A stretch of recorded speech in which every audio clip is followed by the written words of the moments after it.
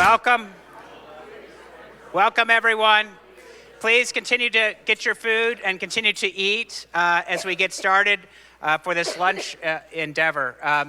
The part of this is to make sure we get to enjoy food while we're sort of having a conversation. I'm Jason King, the Byrne Chair and Director for the Center for Catholic Studies here at St. Mary's University. And it's great to see everybody here for this lunch version of the McTaggart Catholic Intellectual Tradition Lecture Series as well. Is it not on? Oh, there it is. It's me. It's user error, but I appreciate the effort to blame it on the technology. So thank you all. So before we get started, though, and while we're sort of getting food, I would like to open us up with a prayer. Invite Father John Thompson, the Vice President for Mission at St. Mary's University, to offer us a prayer. It's on. It is good for us to be here, amen? It is good for us to gather, learn, discover, and see how God is present in all that we do. And so let us pray. O God, you are our God of story and song. We discover you in the stories we know and the stories we tell. You sent us your Son, who became the Word made flesh and who dwelt among us. Today, as we hear about how literature invites us into the sacred, the holy, the place where you dwell, let us all be mindful of the stories that direct our own lives. May we always include you in our narratives. Dios, tú eres muy importante en nuestras vidas, y tú escribes tu historia en nuestros corazones. As we come to know your hand and presence in our lives, may we always be grateful for all you bring to us. Your Son said to his disciples, "Let the children come to me. Deja que los niños vengan a mí." May our hearts always be childlike and curious to experience mystery. May we approach stories with wonder and awe, knowing that we can learn about relationships, belonging, responsibility, sharing, care for our neighbor, and creating a loving environment through children's literature, and in turn, promote a Catholic framework for how we view our life. We ask that you bless our time together. Bless our speaker and all who will participate in this program. May we encounter you in our gathering and in our discussion this day. May our coming together in community give you glory, both now and forever. Amen.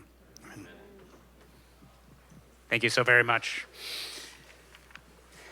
Thank you, everybody. This is the first of our McTaggart Catholic Intellectual Tradition Lecture Series for this semester, a series made possible through the generous support of Glenn McTaggart. If I could get Glenn to stand up. And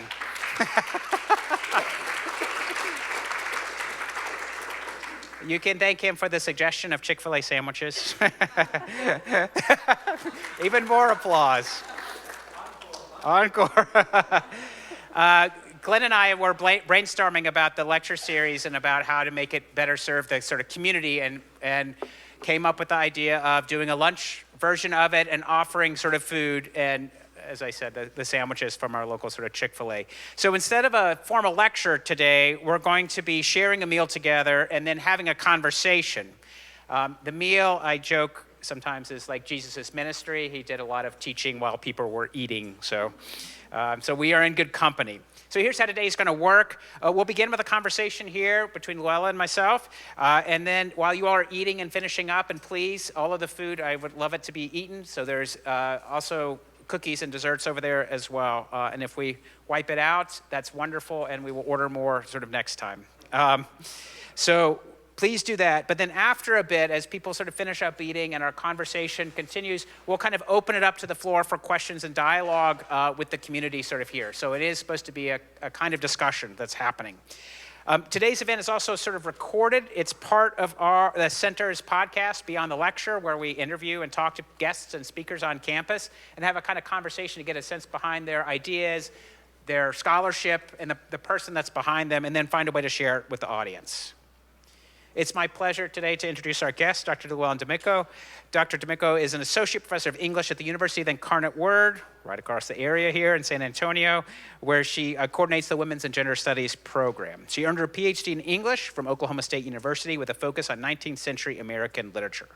Her scholarships explores the intersection of literature, religion, childhood, especially in 19th century America and in a transatlantic context.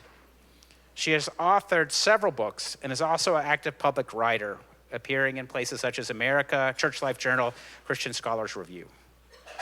Her recent book, Wondrous Readings, is available in the back for sale, which is the foundation of what we're going to be sort of discussing today.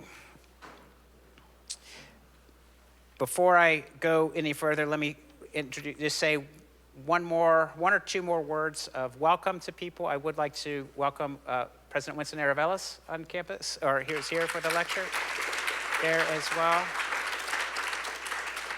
And then I would like to welcome also my God, Work, and Money Theology class, if you all could raise your hands. Yay! They are a wonderful class as well.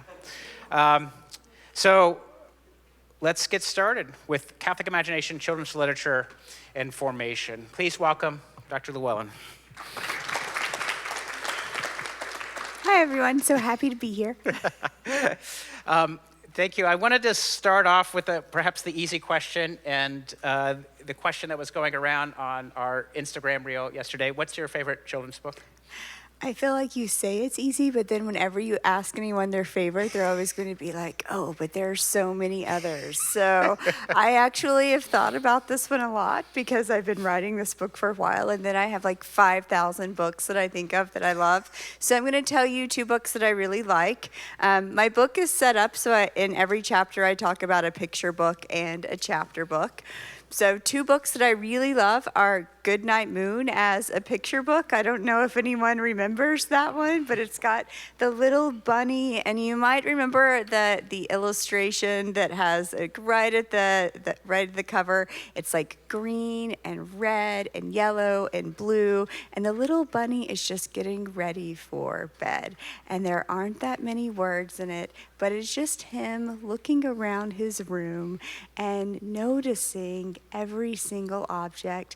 And then there's his mother bunny comforting him in the background. And then at the end, he notices the stars. And in my book, I talk a little bit about how the stars at the end are this comfort and representative of God. So I loved that book as a child, and then getting to reread it with my kids. Oof. So I love Goodnight Moon. That's my first one.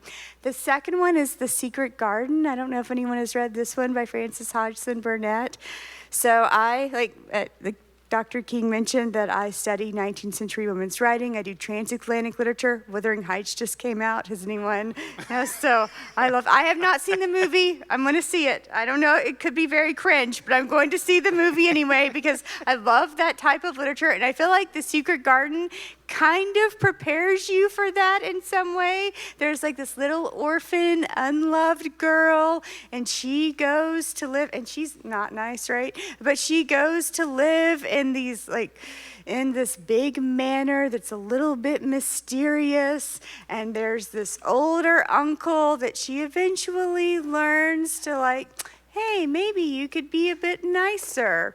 And a lot of this is through Christian practices. And of course, right, I mean, you're not supposed to read it as a love triangle, but it's a little bit of a love triangle, or at least a friendship triangle between two boys, which definitely, kind of prepares you for the future of those big Victorian romance novels that I grew to love later on and also studied. So The Secret Garden and Goodnight Moon, probably my most liked right in this moment. But if you ask me tomorrow, if I were doing this again, I'd come up with two other ones probably.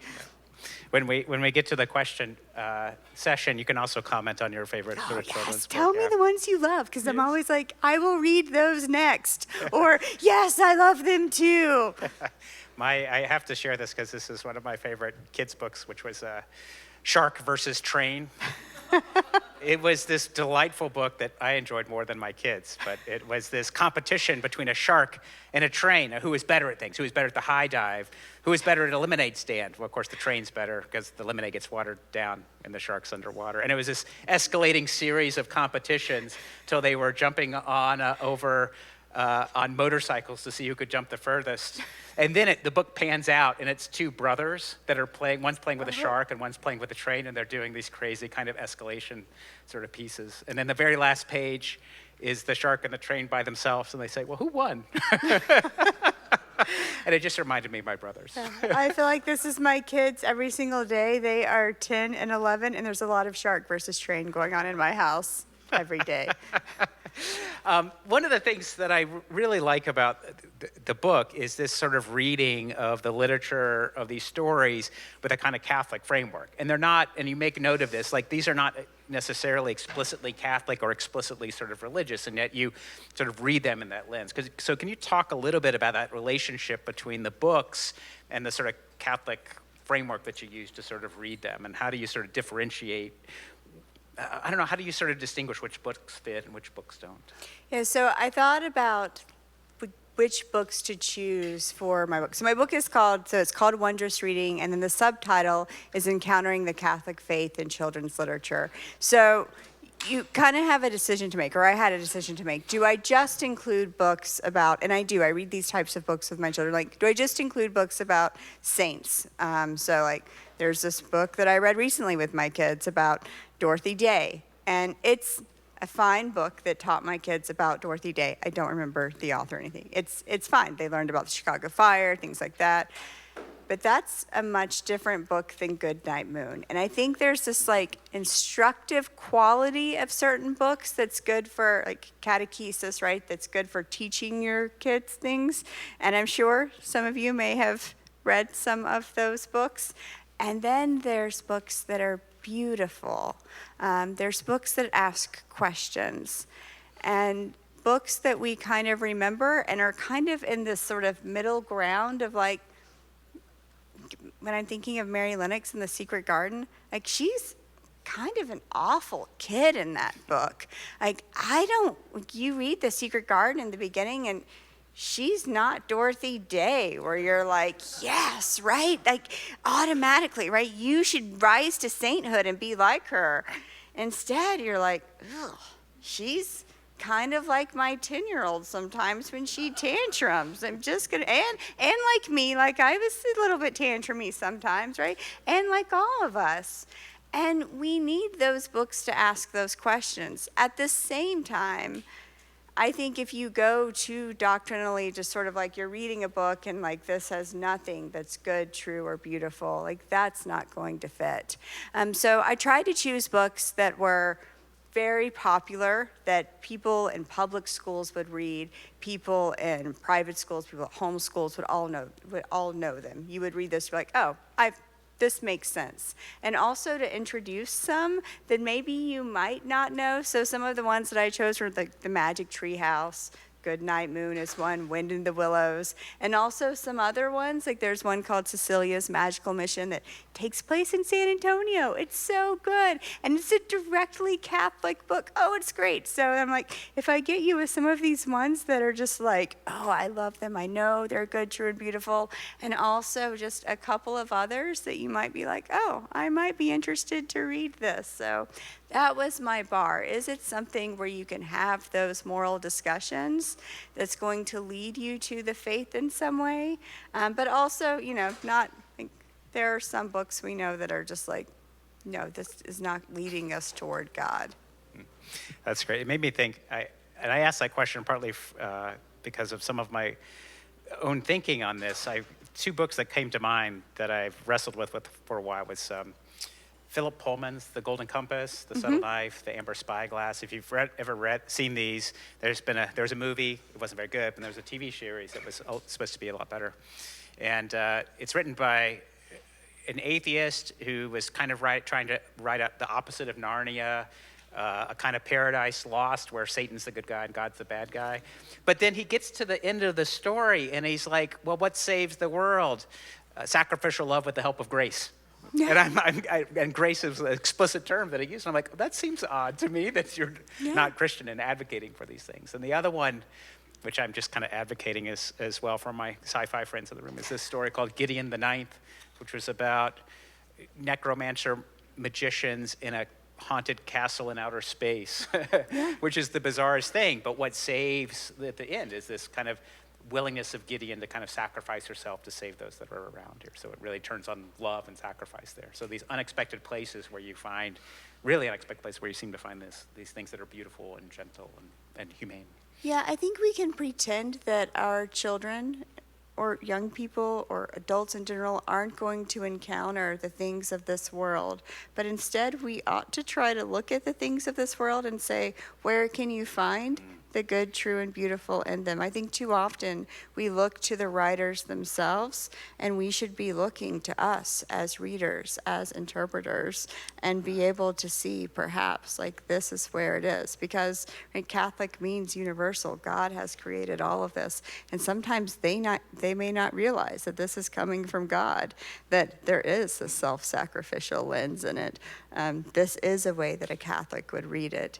Madeline L'Engle, she wrote A Wrinkle in Time, has this great quote about Catholic writers. She says that they write for kingdom come. They write to help others come home.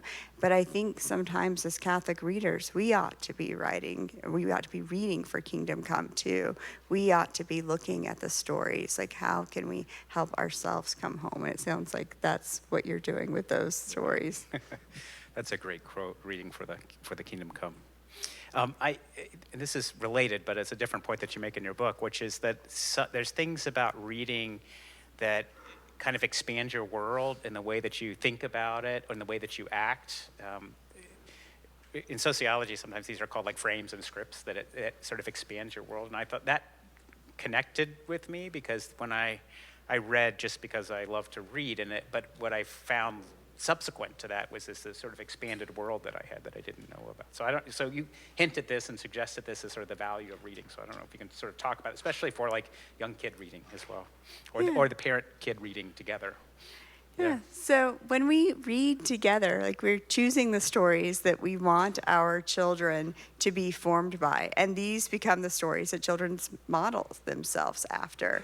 So we may not always be thinking this, but our children are then thinking, well, these are who I want to be like. So we ought to then be having those conversations afterwards. And then what conversations are we having with them? If we just leave it open, then we are leaving the world to form those stories. So to put another way, think about all of the stories that you might have had growing up, whether they be movies or YouTube or particular stories that your teachers gave you.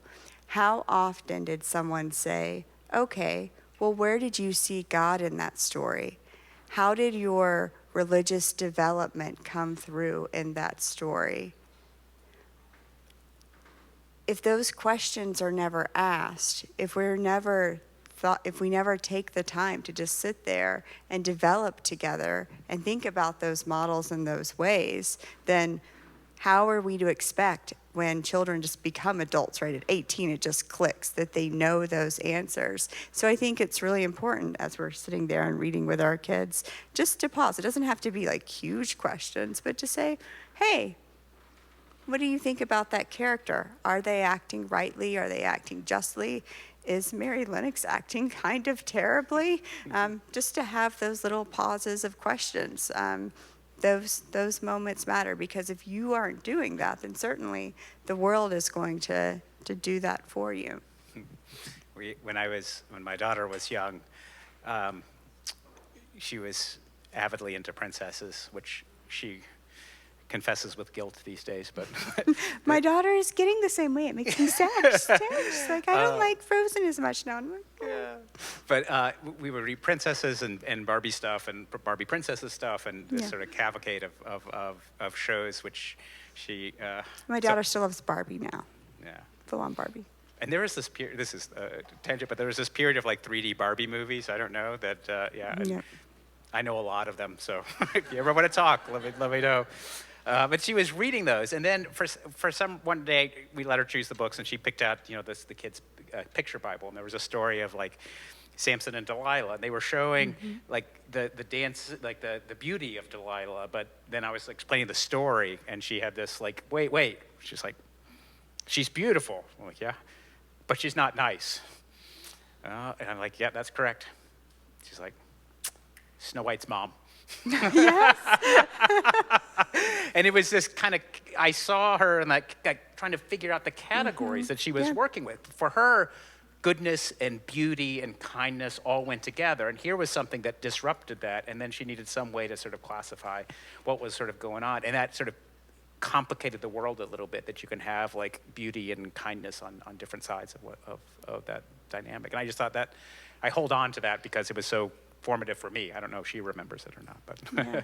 We recently read The Lion, the Witch, and the Wardrobe with my daughter, she's in 3rd grade when we read it, and she still has no idea how the witch could be evil because she's beautiful. Like, this is a whole thing because she loves the Disney movies, because if you're beautiful, that means you're good.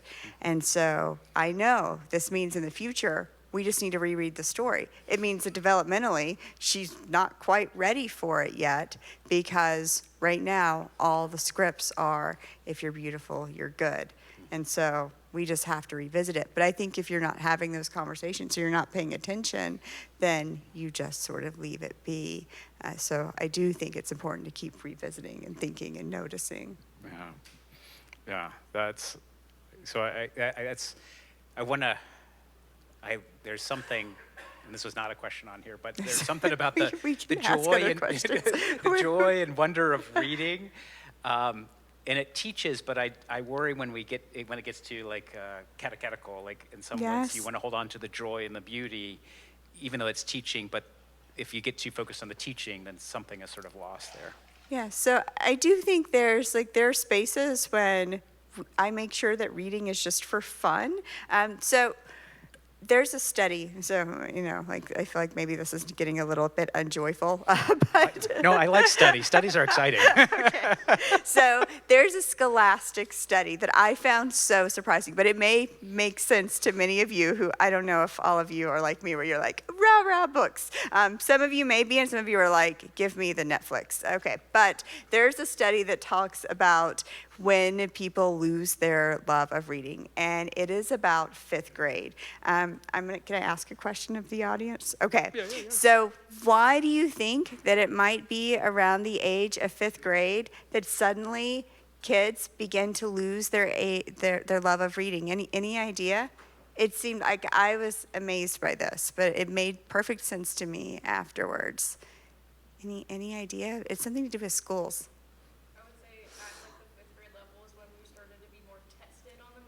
Not reading it just because, but reading it because we're going to have to have some sort of follow-up questions. That is exactly right. So up until 5th grade, you are reading because you're reading as a family, you're reading for fun, and then at 5th grade, standardized testing begins to be entered. You begin to be questioned on it. Reading comprehension starts, and then no more is it seen as pleasure. Not only that, it's not just students, it's also their parents.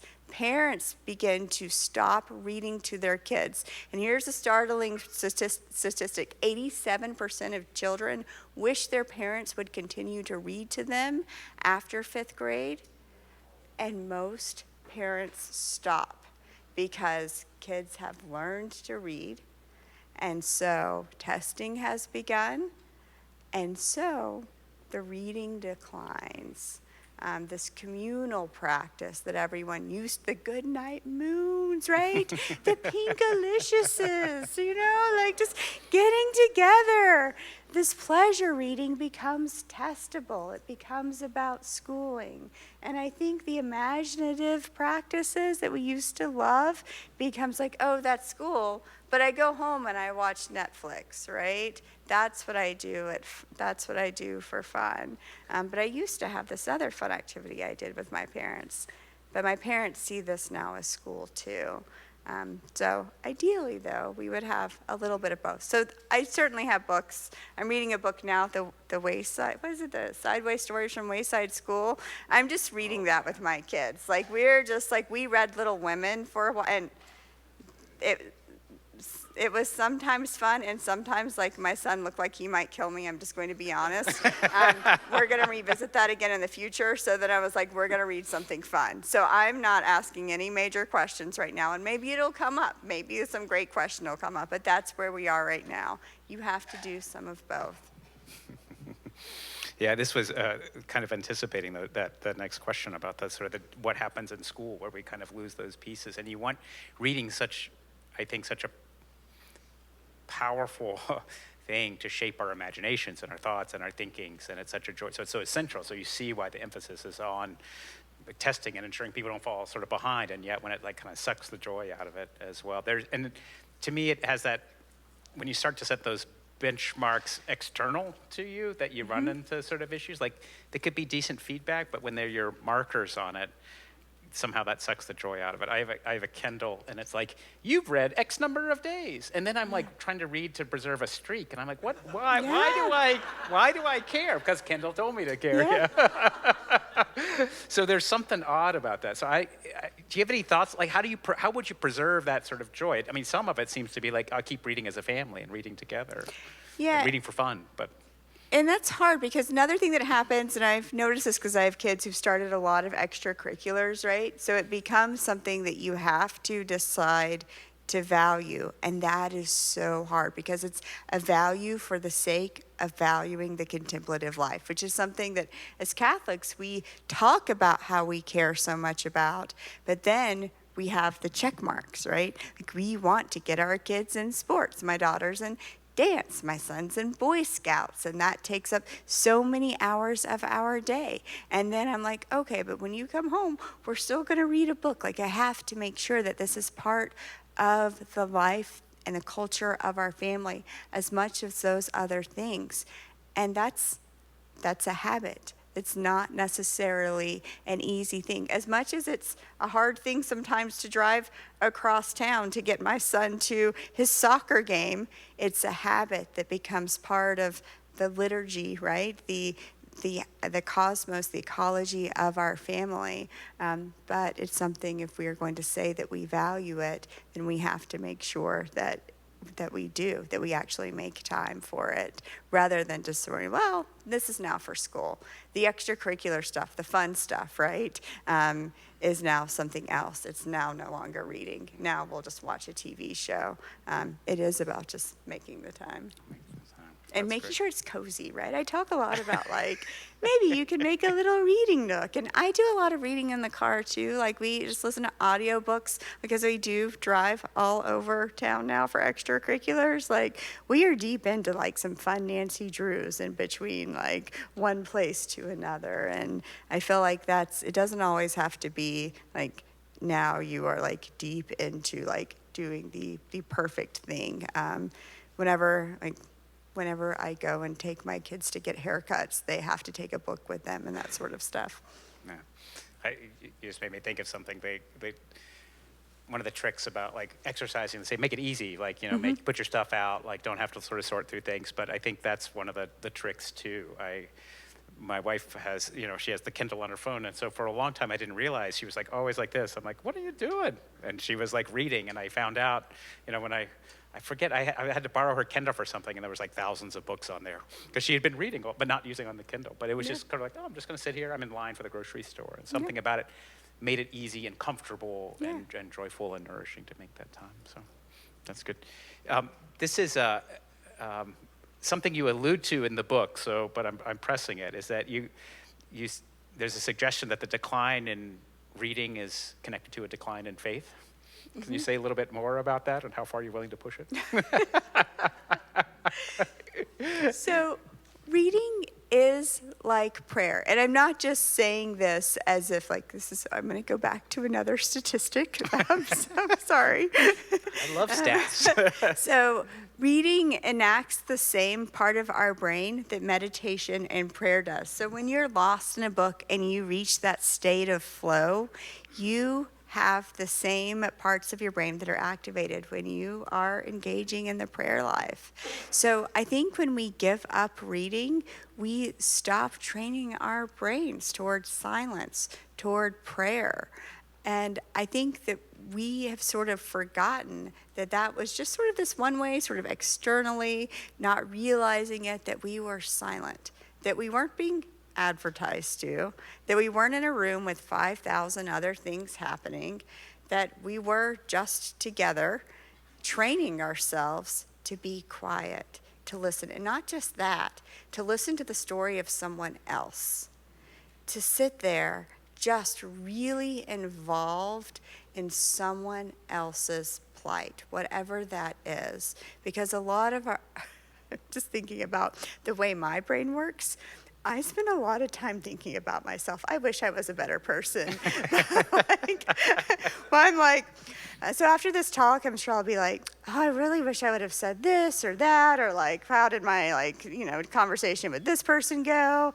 But, right, I should be spending time thinking about each of you. And that's what reading forces us to do. You're spending time, a really long time, invested in another person, invested in a whole other world. And that's what prayer life is. You're investing in God. You're investing time in the contemplative life, using that same part of your brain. So it's this preparation for faith. And I think if we think about the Catholic Mass, we're kind of preparing ourselves for the liturgy of the Word, for the reading at the lectern, to sit there, to sit in silence, to be able to focus and not be, maybe, not that I've ever thought about myself and not what's happening when someone is reading Scripture, but to actually focus on what those words mean, what the homily means. It is that same sort of focus that we can train ourselves as Catholics, and then focus on the community around us. So I do think it really matters. The attentiveness that comes to that. Yeah, that's really wonderful.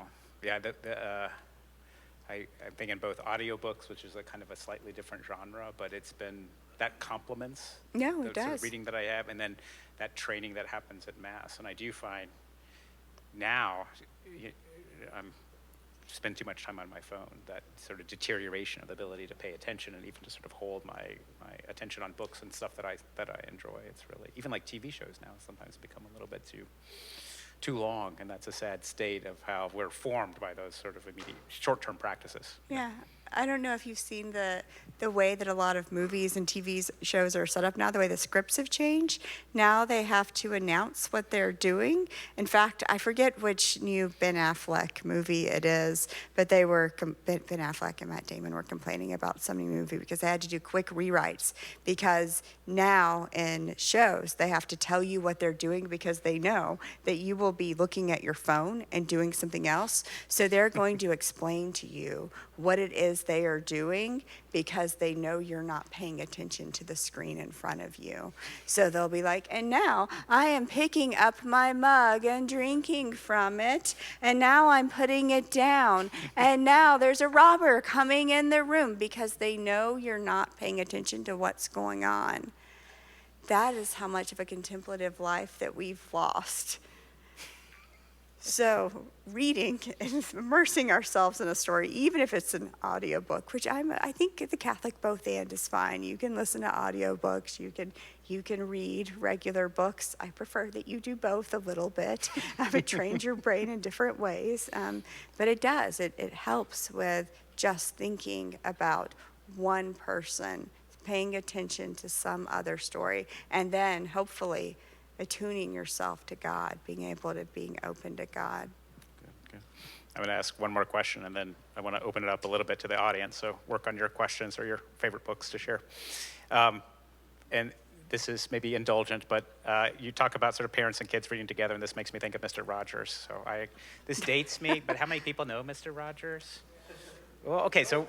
Well, yeah. And so there's some young. I loved Mr. Rogers. Daniel Tiger? Daniel Tiger. Daniel Tiger? Yeah. Daniel Striped Tiger. My kids watched Daniel Tiger recently, so Yeah. you got to be like So. Tigery. But I love that show for a bunch of reasons. But it had a lot of the to me, that show paralleled with a lot of stuff that you were doing in here. There's a sense of like attending to the things that are around you. It's about sort of community. It's about, he was one of the first ones to like speak to the camera to sort of draw this in about sort of it being sort of relational, not a explicitly sort of religious theme, but it's, you know, it's about your neighbor and loving your neighbor all the way sort of permeates through that whole sort of story there as well. So tell me about your thoughts on Mr. Rogers and reading and things that you, any parallels you see between what you were sort of talking about here and the approach that Mr. Rogers took. So I have two thoughts. I'm not a Mr. Rogers expert, so mine will be pretty general.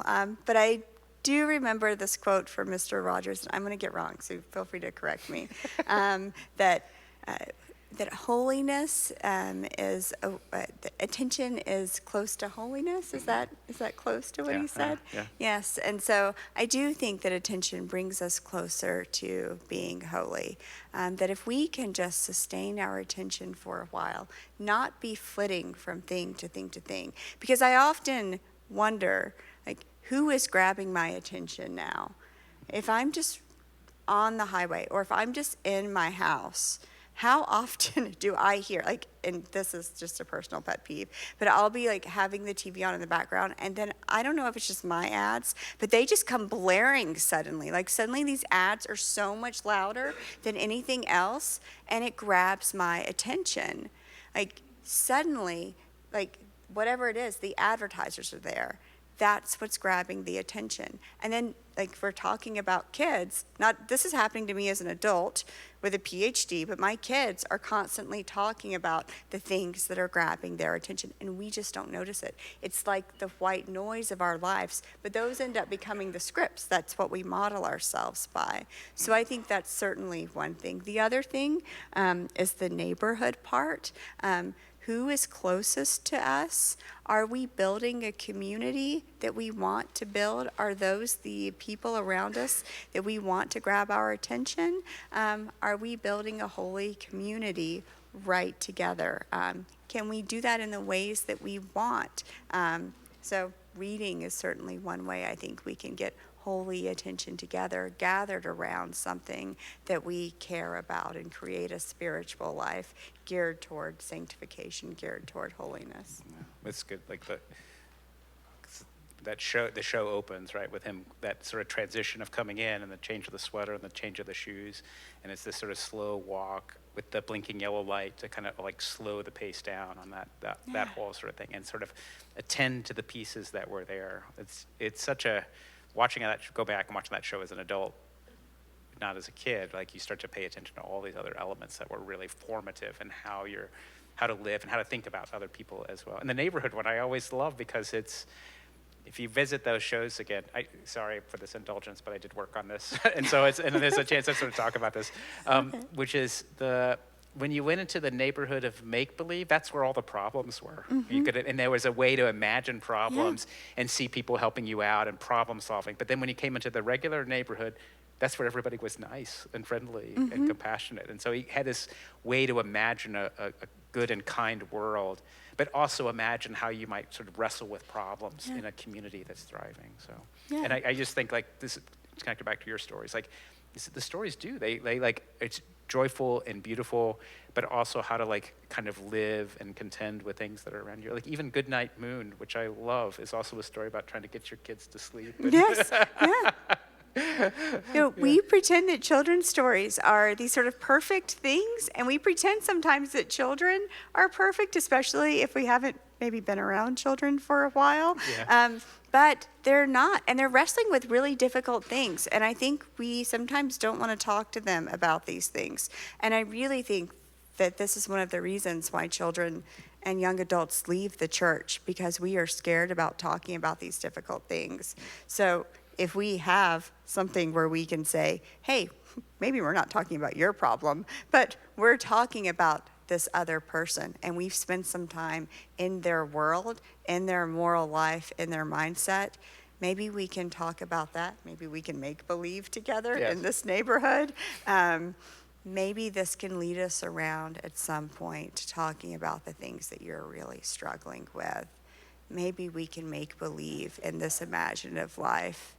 and get to the heart of the things that we really care about as Catholics without saying, hey, Bobby, tell me what's going on because you really need to get back to the faith, because that's a little bit jarring. But taking the walk together through story can help us all. And I think it's not just for children, but it's also for the parents who are going through things too. Everyone in the neighborhood. Yeah. I mean, Jesus is known as a storyteller, right? Those Yeah, little the parables, parable. and those are some of the things that stick most strongly into sort of our minds, and the change that comes sort of at the end of those sort of stories. Wonderful. So I would like to open it up and expand the conversation for a little bit to sort of see what questions, thoughts, comments. They can be questions, but they can also just be thoughts or sharing ideas that came up, or telling us your favorite books. Please tell us your favorite books. Also questions about it. We love books. Bella. I'll start off. Hi, my name's Bella. My favorite book series growing up was the Junie B. Jones series. They're so I love good. that. I love that also you touched on complex characters because now looking back, she was a brat. Boy, I loved her so much. My question is kind of about the age in which children are really understanding like nuances in stories. I mean, I also grew up reading the Narnia book series, and I didn't think that Yeah. any sort of like, I didn't think Aslan's Jesus. I was like, that's a Yeah. lion. Like, so what age are children starting to understand? What age should we be pressing them to understand? Should we be introducing ideas? So I think that you do it at the level that they are. So I mentioned, right, my daughter, right, reading the Narnia books, and I realized, right, she's getting what she can from the Narnia books. But if I were to press like, hey, no, listen, like you've got to understand that this white witch is actually evil. Like there's no way. I know as a parent that my daughter's not ready for that yet. And I'm not worried about it. My daughter, I mean, I could be wrong, but I think my daughter's soul overall is fine. I think later on she'll be ready for that sort of discussion. And that's one of the things that I start the book with, that every parent, every person who really loves their child, every educator will be able to say, hey, I know this child best, I know their reading level, and you have discussions based on the questions that that child brings up, and then you gear your questions based on that. And sometimes, like I found in other instances, another instance that I mentioned in the book is the giving tree. My daughter really surprised me on this in really great ways. She's so mad. I don't know if you remember the story. She got really mad at the boy in the giving tree for not taking care of this tree. And I was like, yes, right? But each child is different. And I think, right, you sort of pay attention and offer stories. And I also think picture books should be read at all ages. I've learned while teaching my college classes, my college students love picture books. So I've just warned my children that we read picture books, we read adult novels, we read YA, and that is going to continuously happen because there's something in it for everyone. The art in picture books is beautiful. Junie B. Jones is great at this age, and then also later on when you're going back. So I think you pay attention to the particular human. We're all whole persons who respond differently. That's great. Hi, my name's Wonderous Reading. My favorite childhood book is Where the Wild Things Are. Oh, I love that one. And I guess my question is, within the book, do you talk about like children of who have reading disabilities and like take into consideration their stories and their timeline of growth and development? Yeah, I really do feel as if you have to pay attention to, right, that particular person. So certainly, right, if you have a child who has a reading disability, you need to pay attention to that. So I'm gonna give you a study. So I'm like looking at this. So with children who have reading disabilities, oftentimes what we will do is we say, we just won't read to them as much, when actually the opposite thing is true. Children who are struggling readers, like the antidote is to be read to more. But it's harder sometimes for adults and teachers to sit down with them and read to them more. So oftentimes the thing that we've been doing, which irks me as an English. I'm just going to be honest. We give them screens, and I don't know why. But the thing that you should be doing is just reading to them more, spending more communal time with them, and then not testing them all the time and make it feel like it's work. So I think you do just keep sort of finding the books that work for them. Certainly, right, we're not always going to have the same books that we love. The books that I love might be the books that you hate. Some of you might have hated The Secret Garden, and that's okay. I don't read very much sci-fi, and Jason and I can still get along, and that's fine. So you try to find books that eventually will work for that child, and you just keep reading with them. I want to jump in on this because we had a real practical, just to reemphasize LuElla's response, because very early on, we realized my daughter was having some kind of learning differences, and we'd read to her for many years. She loved books, she loved sort of stories, and then we started getting to testing, and it was just this nightmare, spelling tests, nightmare, reading tests, sort of nightmare. Finally got the diagnosis. It was sort of dyslexia, and we were kind of piecing all these things together, and I was like, then looking back on my own life, I'm like, oh, those are like all the things that I went through. And then I talked to my mom, and I said, this is what my daughter's going through. Do you remember me going through that? She goes, oh, yeah, I went through that too when I was a kid. So we had these, like, it's genetic and sort of generational.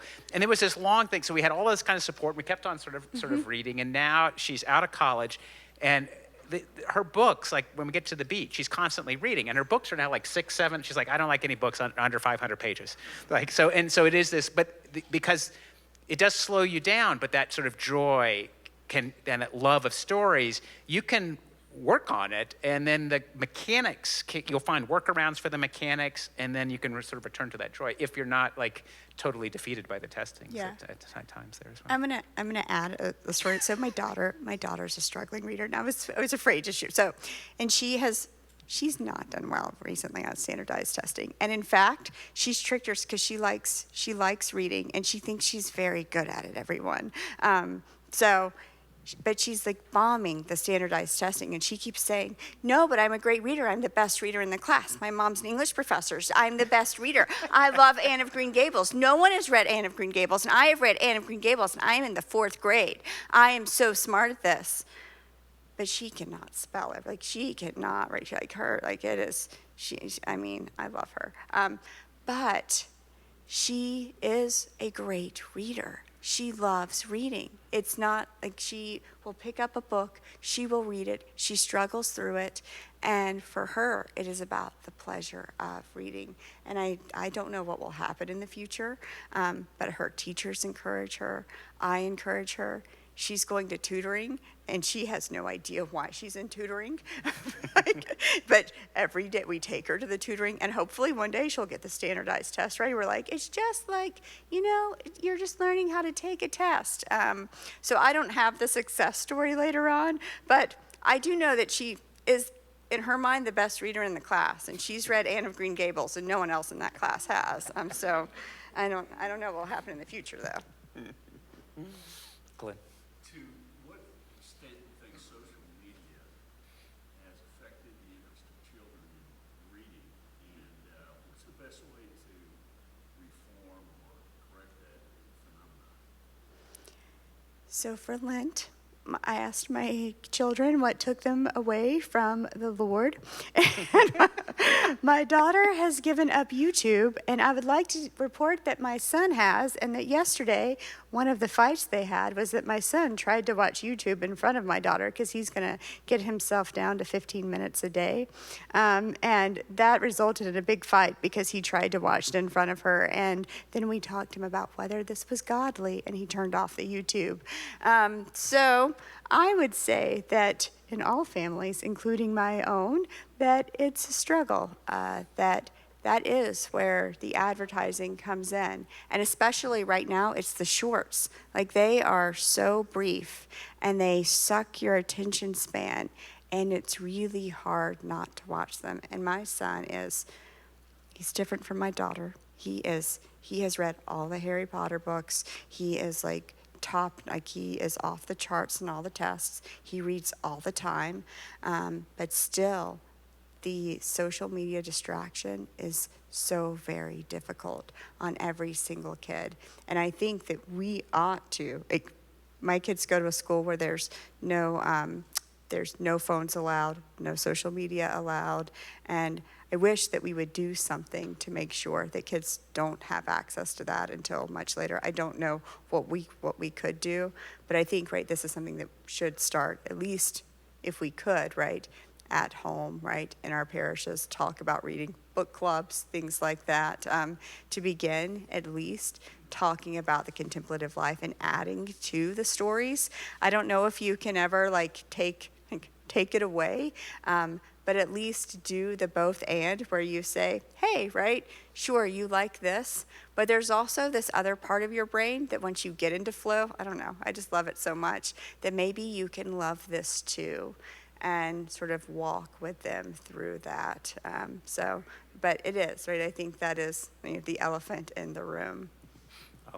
I'll add to that, and with a note of hope, I think, because growing up, I didn't have this, so I was pretty well formed without those moments of attention. Even when we watched TV as a kid, it was usually in this family sort of context, and so I feel like I was I'm still vulnerable to it. It's not that it's not influential, but I have this kind of long life of sort of formation. So I don't know if I can develop the rules about how to negotiate limits in the environment that's saturated by it. And so my hopefulness is that it's all of you young people that are trying to figure out how to live in this environment and how to set those sort of boundaries can come up with those practical wisdom pieces that are there. So it's this generation that sort of had those things, that they might be this was bad and you all should have watched out for us.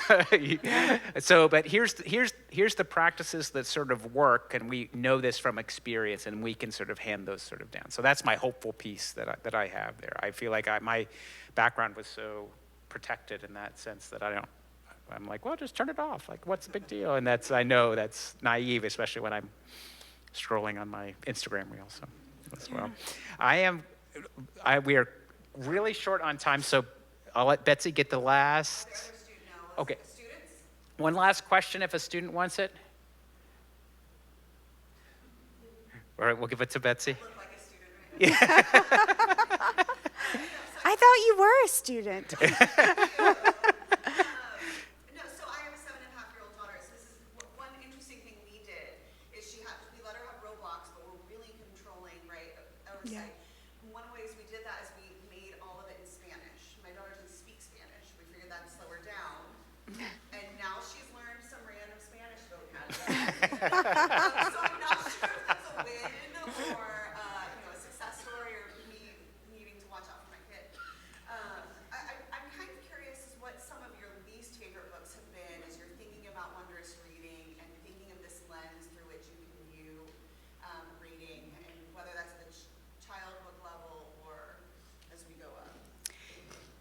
So what I tried to avoid were books that I felt I think there are books that are overtly either didactic, right? They are just I am here to teach you a moral lesson, and this is the goal. So this could be something that is it could be something that's overly religious in nature, right? And I mentioned, right, I will read some of these to my kids, and right, this is when we are doing, hey, this is some religious time, and we're praying, and then we will read one of these books. And then also, I think sometimes there are books that are overtly,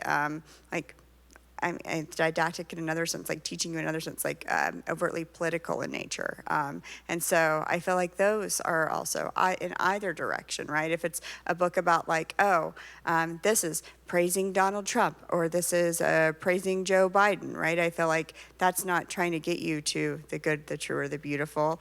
That's trying to teach you a specific propaganda. And I think teaching and being able to discern the difference between those sorts of things, what is it that is educational, that's trying to teach you something? What is it that is, propaganda that's trying to sell you something. And I'm also thinking like the little McDonald's books and maybe sometimes the Chick-fil-A books, I don't know, that are like, this is like the cow or whatever. My kids get those too. But they can read those. It's just, it wouldn't make it into a book about getting you closer to God. I think books that are geared toward the good, the true, and the beautiful, like we know them, right? We feel afterwards as if we've been made better in some way, and don't we want to have a discussion about them? If you read The Wind in the Willows or you read The Secret Garden, you want to talk to someone afterwards about the setting, the atmosphere. Those are the books that bring you closer to God. And so those are the types of choices that I made. And I think some of those other types of literature are just a little bit different than that. I think that's a really good place to end on the good, the true, the real, and the beautiful. So if everybody could sort of thank LuElla.